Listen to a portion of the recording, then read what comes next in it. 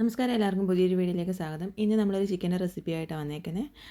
അപ്പോൾ അതെങ്ങനെയാണ് തയ്യാറാക്കുന്നത് നോക്കാം. അപ്പോൾ നമ്മൾ ചിക്കൻ്റെ തൈ പീസസ് ഒരു 5 എടുത്തിട്ടുണ്ട്. അതിൻ്റെ തൊലികളൊക്കെ കളഞ്ഞതിന് ശേഷം നല്ലപോലെ കഴുകി വൃത്തിയാക്കിയതിന് ശേഷം ഒന്ന് വരഞ്ഞെടുത്തിട്ടുണ്ട്. എന്നിട്ട് പൊടികളായ മഞ്ഞൾപ്പൊടി 1/2 ടീസ്പൂൺ, മുളക് പൊടി 2 ടീസ്പൂൺ, അതുപോലെ സ്വീറ്റ് പേപ്പരിക്ക പൗഡർ 1 ടീസ്പൂൺ ചേർത്ത് കൊടുക്കുന്നു. അതുണ്ടെങ്കിൽ ചേർത്താൽ മതി.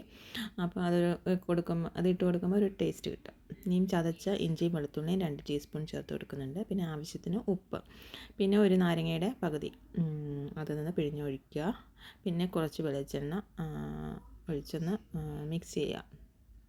അപ്പോൾ ഇത്രയും ഒഴിച്ചതിന് ശേഷം നമ്മൾ പിന്നെ ഗരം മസാലപ്പൊടി ഇടുന്നുണ്ട്. 1/2 ടീസ്പൂൺ ഗരം മസാലപ്പൊടിയും കൂടി ഇട്ട്, പിന്നെ കസൂരി മേത്തി, ഉണങ്ങിയ ഉലുവയുടെ ഇലയാണ് കസൂരി മേത്തി 2 ടീസ്പൂൺ, പിന്നെ കുരുമുളക് പൊടി 1 ടീസ്പൂൺ.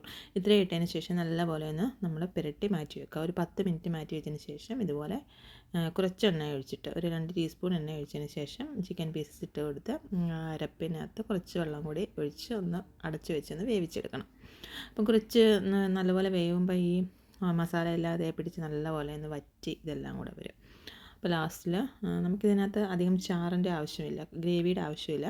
ഇനി നമുക്ക് ലാസ്റ്റിൽ ഇതുപോലെ ചാറൊക്കെ കുറുകി വരുമ്പം ചിക്കനിലൊക്കെ നല്ലപോലെ മസാല പിടിച്ചിട്ടുണ്ട്. അപ്പോൾ ആ സ്റ്റേജിൽ നമ്മൾ കുറച്ചുകൂടി കസൂരി മേത്തി അതിന് മുകളിലായിട്ടൊന്ന് വിതറിയതിന് ശേഷം സ്റ്റൗ ഓഫ് ചെയ്ത് സെർവ് ചെയ്യാവുന്നതാണ്.